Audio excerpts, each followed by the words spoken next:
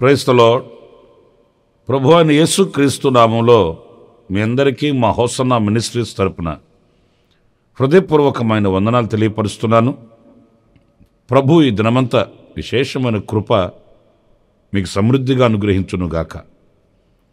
ప్రియులారా, పరిశుద్ధ గ్రంథంలో అనేక మంది దైవజనులను ప్రభు పిలిచిన ఆ పిలుపుని మనం చూస్తాము.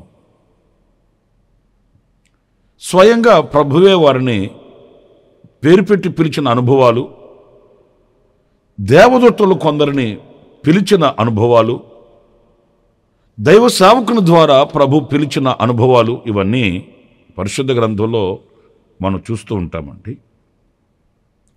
ప్రత్యేకంగా దేవుడు కొందరిని పిలిచిన ఆ పిలుపును మనం గమనించినప్పుడు అందులో దాగి ఉన్న కొన్ని ఆధ్యాత్మికమైన విలువల్ని మనం నేర్చుకోగలుగుతామండి.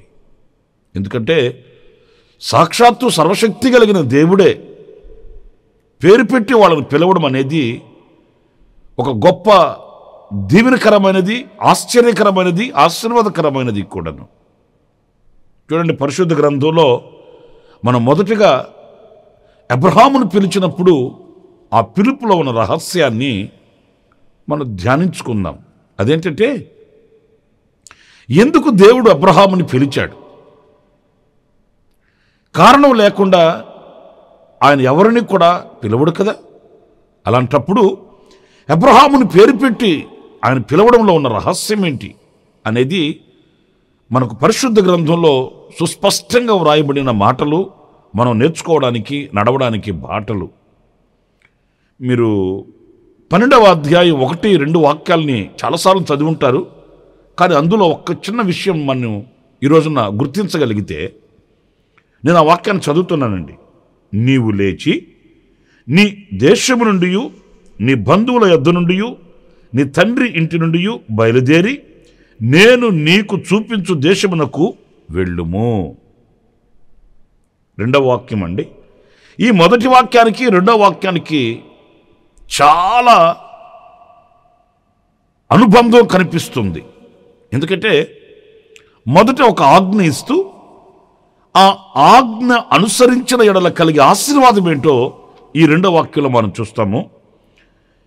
నీవు అలా నేను చూపించే దేశానికి వెళితే, 2వ వాక్యంలో, నేను నిన్ను గొప్ప జనముగా చేసి నిన్ను ఆశీర్వదించి నీ నామమును గొప్ప చేయుదును, నీవు ఆశీర్వాదముగా నుందువు.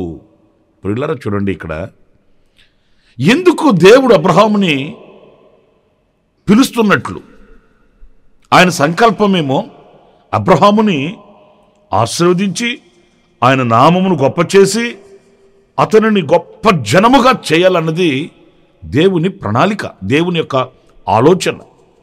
ఈ ఆలోచన నెరవేర్చబడాలి అని అంటే అబ్రహాము తన ప్రజలలో నుండి ప్రత్యేకించబడిన వాడు కావాలి.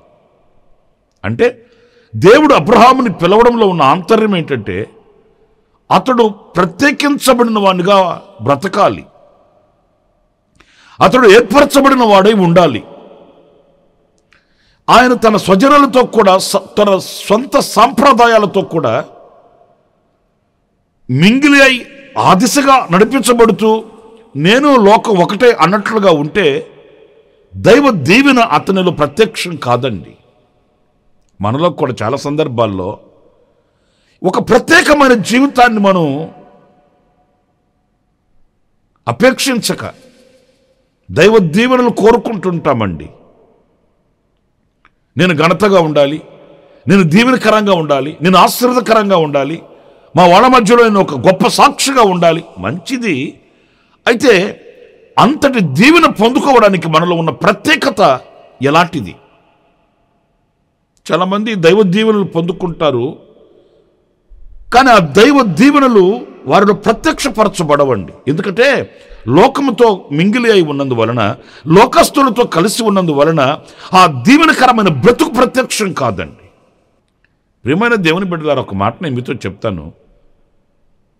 అబ్రహాముని దేవుడు తన స్వజనుల ఇంట్లో నుండి, తన బంధువుల యొద్ద నుండి, తండ్రి ఇంటి నుండి నువ్వు బయలుదేరి నేను నీకు చూపించు దేశానికి వెళ్ళు, ఇక్కడ ఉండవద్దు అని ఎందుకు అంటున్నాడంటే, వారి మధ్యలో నుంచి నువ్వు ప్రత్యేకించబడినప్పుడే ఆ దైవ దీవెన ప్రత్యక్షం అవుతుంది అనే విషయాన్ని ఇక్కడ మనం గుర్తించాలండి. లోకానికి మనకు, సాంప్రదాయాలకి మనకు, లోక పద్ధతులకి మనకు ఒక ప్రత్యేకత లేకపోతే, ఆ ఏర్పాటు మనం ప్రత్యేకించబడిన వారము, మనం దైవ సంబంధమైన వారము, నేను జీవము కలిగిన దేవుని ఆరాధించని వారము అనే ప్రత్యేకత మనకు లేకపోతే, ఆ ప్రత్యేకత కొరకే కదా మన పితరులు సింహాల బోన్లోకి వెళ్ళారు. ఆ ప్రత్యేకత కొరకే కదా మన పితరులు అగ్నిగుండంలో నిలిచారు. అందరిలా వీళ్ళు కూడా వెళ్ళి దండం పెట్టేస్తుంటే ఏ బాధ లేదు. అందరిలా వీళ్ళు కూడా ప్రార్థన మానేస్తుంటే ఏ గొడవ లేదు. అలా కాదు, లోకమంతా అలాగున్నా మేము ప్రత్యేకించబడిన వారము, దేశంలో ప్రజలందరూ అలాగున్నా మేము ఏర్పరచబడిన వారము అనే ఆ ప్రత్యేకతని కలిగి ఉన్నారు కనుకయే అనేక శోధనలు వాళ్ళు అనుభవించవలసి వచ్చిన తుది విజయం మరి ఆయన ప్రజలకే కలిగింది. అగ్ని ఓడిపోయింది, సింహాలు మౌనమైపోయాయి. ప్రియా దేవుని బిడ్డలారా, సముద్రము దారిచ్చింది, కోటగోడలు కుప్పకూలిపోయాయి, నదులు ఎండిపోయాయి. ఇవన్నీ ఎవరి కొరకు అనంటే ప్రత్యేకించబడిన ప్రజల కొరకు కాదా? మరి ఈ రోజున ఈ ప్రత్యేకమైన జీవితాన్ని మనం కలిగి ఉండాలి. ఈ ప్రత్యేకతను మనం సంతరించుకోవాలి. దాని కొరకే ప్రభు మనల్ని పిలుస్తున్నాడు అనే విషయాన్ని మనం మర్చిపోకూడదండి. ఆయన మనల్ని పిలిస్తే సర్వశక్తి కలిగిన దేవుడు, మాట్లాడే దేవుడు ఆయన. మరి ఆయన పిలుపుకు లోబడి, ఆయన పిలుపును గ్రహించి, ఆయన పిలుపుకు శిరస్సు వంచి అలా ప్రత్యేకమైన జీవితాన్ని కొరకు గనక మనం సమర్పించుకోగలిగితే, ఆనాడు అబ్రహామును దీవించిన దేవుడు, అబ్రహామును ఆశీర్వదించిన దేవుడు మనల్ని ఆశీర్వదించక మానడు అనే విషయాన్ని మనం మర్చిపోకూడదండి. ఇంకొక మాట మనం గమనిస్తే, దేవుడు మోషేని పిలిచాడు. ఎందుకు పిలిచాడు అంటే, నేను చెప్పేది ప్రారంభంలో కాదండి. 19వ అధ్యాయం నిర్గమకాండం 20వ వాక్యంలో ఇలా వ్రాయబడి ఉంది, నేను చదువుతున్నాను. యెహోవా సీనాయి పర్వతం మీదకి, అనగా ఆ పర్వత శిఖరము మీదకి దిగివచ్చెను. ప్రియులారా, ఇక్కడ దేవుడు ఆ సీనాయి పర్వతం యొక్క శిఖరము మీదకి దిగి వచ్చాడట. యెహోవా పర్వత శిఖరము మీదకి రమ్మని మోషేను పిలువగా మోషే ఎక్కిపోయెను. ఇక్కడ చూశారండి, ఆయన పిలుస్తున్నాడు మోషేని. ఈ పర్వత శిఖరం మీదకి ఎక్కిరమ్మని పిలుస్తున్నాడు. ఎందుకు? ఆ శిఖరము పైకి ఎందుకు ఎక్కెళ్ళాలి? ఎందుకు మోషేని పిలుస్తున్నాడు ఆయన? ఎందుకంటే ఇశ్రాయేలీయులకు కావలసిన నిబంధనలు, ఆజ్ఞలు ఎందుకివి? వాళ్ళు కుడికైనను ఎడమకైనను తొలగక ఆయన సరళతలో వాళ్ళు నడిచేటట్లు వాళ్ళ జీవితాన్ని ఈ నిబంధనలతో సరిపోల్చుకోవడానికి. ప్రియులారా, నేను ఒక్క మాట మీతో చెప్తాను. వాక్యం ఎందుకు? ఒకే మాటలు చెప్తాను. వాక్యంతో మనం సరిపోల్చుకోవడానికి, అంతేగాని ఆనవాయితీగా చదువుకోవడానికి కాదు, ఆచారంగా చదువుకోవడానికి కాదు. అసలు వాక్యమే ఉండేది దేనికంటే ఆ వాక్యంతో మనం సరిపోల్చుకోవడానికి, సరితూచుకోవడానికి.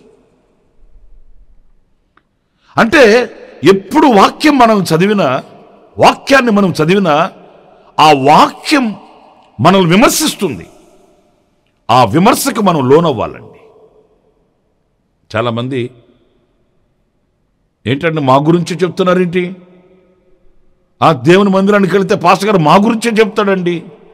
అసలు వాక్యమే, ఆ వాక్యంతో నిన్ను పోల్చుకోవడానికి కదా. అన్నప్పుడు ఆ విమర్శనాత్మకంగా ఉన్న ఆ వాక్యాన్ని ఎందుకు ఆస్వాదించి మన జీవితాన్ని సరిచేసుకోవడానికి మనం ఇష్టపడట్లేదు? కొంతమందికి వాక్యం శుతిమెత్తగా ఉండాలండి. వాళ్ళు చేసే కార్యకలాపాలను గురించి కానీ, వాళ్ళు వెళుతున్న తప్పుడు మార్గాలను గురించి కానీ, వాళ్ళు చేస్తున్న కార్యాలను గురించి కానీ దేవుని వాక్యం వారిని విమర్శించకూడదు. ఎప్పటికీ ఆశీర్వాదాల గురించి, దీవెనల గురించి, ఘనతను గురించి బోధిస్తూ ఉంటే చాలా సంబరంగా సమయాన్ని వెచ్చిస్తారు. కానీ తనలో ఉన్న లోటుపాట్లను సరిచేయడానికి వాక్యం ఎదుటికి వచ్చినప్పుడు వాళ్ళు సణుక్కుంటారండి. పిల్లల విమర్శకు ఎప్పుడు ఏ వ్యక్తి అయితే శిరస్సు వంచుతాడో, సరిచేసుకోవడానికి పూనుకుంటాడో ఆ వ్యక్తి ఎదుగుతాడండి. చూడండి, ఒక మొక్క ఎదుగుతుంది. ఆ మొక్క ఎదుగుతున్నప్పుడు అనవసరమైన ఆ కొమ్మలన్నీ ఎప్పటికప్పుడు వాటిని మనం తీసివేస్తామో అప్పుడు ఏపుగా ఎదుగుతుంది ఆ మొక్క. మన జీవితపు అనుభవాల్లో కూడా అనవసరమైనవి, దేవునికి అయిష్టమైనవి, అసభ్యకరమైన వాటిని ఎప్పటికప్పుడు ఒక శుద్ధీకరణ మనం జరగకపోతే ఆధ్యాత్మికంగా మనం బలపరచబడలేమండి, ఆధ్యాత్మికంగా ఎదగలేమండి. అందుకే మోషేని ఎక్కిరమ్మన్నాడు. ఎందుకంటే మీరు సరిపోల్చుకోవడానికి నిబంధనలను నేను మీకు అనుగ్రహిస్తాను అని ఆ నిబంధనలను అనుగ్రహించుటకు ఆయన మోషేని పిలిచినట్లు దేవుని వాక్యం చెప్తుంది. మరి ఈ రోజున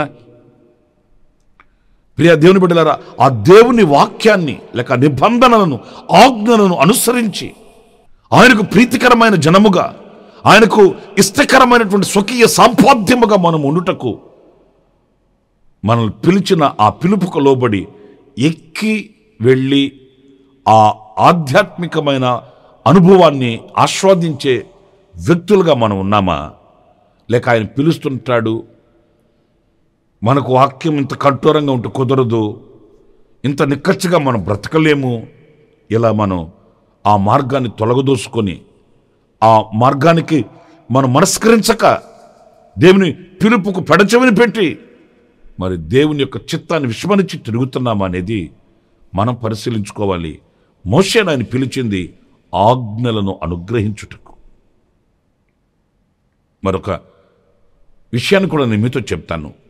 అదేంటంటే, సమూయేలు దీపములు ఆరిపోక మునుపు ఆయన మందిరంలో ఆయన నిద్రపోతున్నాడు. చిన్న వయసు సమూయేలుది. సమూయేలు నిద్రపోతున్నప్పుడు ప్రభు పిలిచాడు సమూయేలుని. పాపం తెలియక దైవజనుడైన ఏలీ దగ్గరికి వెళ్ళాడు 1-2 సార్లు. దైవజనుడైన ఏలీ చెప్పాడు, నేను కాదు పిలిచేది, ఈసారి నిన్ను ఎవరైనా పిలిస్తే చిత్తము నేను ఆలకించుచున్నాను, నీ దాసుడను అని పలకమని చెప్పాడు. పిల్లలారా, మీరు సమూయేలు రాసిన మొదటి గ్రంథం 3వ అధ్యాయం 10వ వాక్యంలో మనం గమనించినప్పుడు యెహోవా ప్రత్యక్షమై నిలిచి ఆ రీతిగా సమూయేలు సమూయేలు అని పిలువగా, సమూయేలు నీ దాసుడు ఆలకించుచున్నాడు, ఆజ్ఞ ఇమ్మనెను. ప్రియ దేవుని బిడ్డలారా, ఎంత మధురమైన చరిత్ర ఇది. ఎందుకంటే బాలుడైన సమూయేలు, చిన్న వయసులో ఉన్న సమూయేలుని దేవుడు పిలుస్తున్నాడు. సమూయేలు సమూయేలు అని అతని పేరు పెట్టి పిలుస్తున్నాడు. ఇక్కడ సమూయేలుని కాదు పిలిచింది, మరొకరిని అని మనం ఎక్కడ పొరపడడానికి ఆస్కారమే లేదండి. ఆయన పిలిస్తే అలాగే ఉంటుందండి, స్పష్టంగా ఉంటుంది, నిశ్చయంగా ఉంటుందండి. సమూయేలుని పిలిచి ప్రభు చెప్తున్నాడు, ఏలీ కుటుంబానికి, ఏలీకి జరిగే ఆ దుస్థితిని బట్టి, అంతవరకు జరుగుతున్న పరిస్థితులను బట్టి ఆ చిన్న వయసు కలిగిన సమూయేలుకి దేవుడు వివరించాడు. ప్రియులరా, ఒక మాట నేను మీతో చెప్తాను. అలా తెలియపరిచాడు గనుకయే సమూయేలు జాగ్రత్త పడ్డాడు. అలాగ తెలియపరిచాడు గనుకయే సమూయేలు పవిత్రంగా, పరిశుద్ధంగా నడవడిని దిద్దుకోగలిగాడు. వాళ్ళు అలా చేస్తున్నారు, నేను అలా చేయకూడదు. వాళ్ళు అలా ఉంటున్నారు, నేను ఇలా ఉండకూడదు. వాళ్ళు వెళుతున్న మార్గం ఇది, నేను ఆ మార్గంలో వెళ్ళకూడదు అని జీవితాన్ని సరిచేసుకొని దేవునికి ప్రియమైన వ్యక్తిగా, ఒక ప్రవక్తగా సమూయేలు స్థిరపరచబడ్డాడు. ఈ వాక్యంలో మనం నేర్చుకోవాల్సింది, సమూయేలుని దేవుడు పిలిచి జరగబోవు వాటిల్ని సమూయేలుకు వివరించాడు గనుక, ఆ జరగబోవు వాటిల్ని దేవుడు అతనికి స్పష్టంగా చెప్పాడు గనుక, తన మార్గాన్ని సరళత తొలగిపోకుండా పవిత్రంగా గురి యొద్దకు పరిగెత్తగలిగిన ఒక వీరునిగా ఆయన నిలవగలిగి ప్రవక్తగా అభిషేకించబడ్డాడు. ఈ రోజున రాబో దినములలో మన విశ్వాసమందు బలపరచబడినట్లు, ఆయనలో ఇంకనూ ఆధ్యాత్మికంగా శక్తివంతమగునట్లు మనకు కావలసిన ప్రతి ఆలోచన ఆయన మనకు బోధిస్తాడు, ఆయన మనకు వివరిస్తాడు. అందుకే ఆయన సమూయేలుని పిలిచాడనే విషయాన్ని మర్చిపోకూడదండి. మనం ఎవరినో అడగాల్సిన అవసరం లేదు, ఎవరినో ముందు పెట్టుకుని వెళ్ళాల్సిన అవసరం లేదు. కానీ మనల్ని నడిపించే నాయకుడు ఉన్నాడు, పోషించే దాత ఉన్నాడు. ఆయనను మున్మాదిరిగా పెట్టుకొని, ఆయనను గురిగా ఉంచుకొని మనం అడుగులు వేయాలి. ఆయన మనకు సమస్తం తెలియపరుస్తాడు. ప్రత్యేకించబడిన వ్యక్తిగా ఉండడానికి అబ్రహామును దేవుడు పిలిచాడు. ఆజ్ఞలను అనుగ్రహించి సరళత తొలగిపోకుండా ఉండేటట్లు మోషేని పిలిచాడు. జరగబో వాటిని తెలియపరిచి సమూయేలును ప్రవక్తగా స్థిరపరచడానికి దేవుడు సమూయేలును పిలిచాడు. ఆ దేవుడే మనల్ని పిలిచే దేవుడు, నిన్ను పిలిచే దేవుడు. ఆ దేవునికి నిన్ను నీవు అప్పగించుకుంటే నూతనమైన మార్గాలలో ఆయన నిన్ను నడిపిస్తాడు, అడుగులు తడబడనివ్వకుండా కాపాడుతాడు. దేవుడు అలాంటి కృప మనందరికీ అనుగ్రహించునుగాక. తలలు వంచండి, ప్రార్థన చేసుకుందాం. కృపా సత్య సంపూర్ణుడా, జీవాధిపతి యేసయ్యా, మీకు వందనాలు చెల్లిస్తున్నాను. ఈ దినం మీరు పిలిచే పిలుపులో ఉన్న రహస్యాన్ని గుర్తించే ఈ మంచి సమయాన్ని మాకు మీరు అనుగ్రహించినందుకు వందనాలు చెల్లిస్తున్నాను. గొప్ప దేవుడువు, మహోన్నతుడువు, మహోపకారివి. నైనా మేము ప్రత్యేకించబడిన వారమై, నీ ఆజ్ఞానుసారమైన మార్గాలలో నడిపించబడుతున్న వారమై, నీ చిత్తాన్ని తెలుసుకొని స్థిరపరచబడినట్లు నైనా మీరు కృపను అనుగ్రహించి నడిపించమని మమ్మల్ని మీ చేతులు సమర్పించుకుంటున్నాను. గడాంధకారపు లోకములో నీ దుడ్డు కర్ర, నీ దండం మాకు తోడుగా ఉంచి మా అడుగులు తడబడకుండానట్లు కంచె కాపుదల మీరు అనుగ్రహించి మమ్మల్ని మీరు నడిపించమని యేసు నామములో ప్రార్థించి వేడుకొనుచున్నాను తండ్రి. Amen, amen. ప్రభు కృప ఈ దినమంతా మీకు తోడే ఉండుగాక. అలాగే ఈ వాక్యానుసారంగా తీర్మానం చేసుకొని ప్రార్థించిన వారికి నా దేవుని సన్నిధి సదాకాలం తోడే ఉండుగాక. జన్మదిన శుభవేడుకలు జరుపుకుంటున్న వారికి నా దేవుని కటాక్షం మీకు కలుగుగాక. కన్నీళ్లలో ఉన్న వారికి విడుదల ప్రభు అనుగ్రహించుగాక. ఆమెన్. ప్రతి దినము ఈ అనుదిన కృపాను సందేశాల కొరకు, ఇంకా మరిన్ని ఆత్మ సంబంధమైన సందేశాల కొరకు ఈ మా యూట్యూబ్ ఛానల్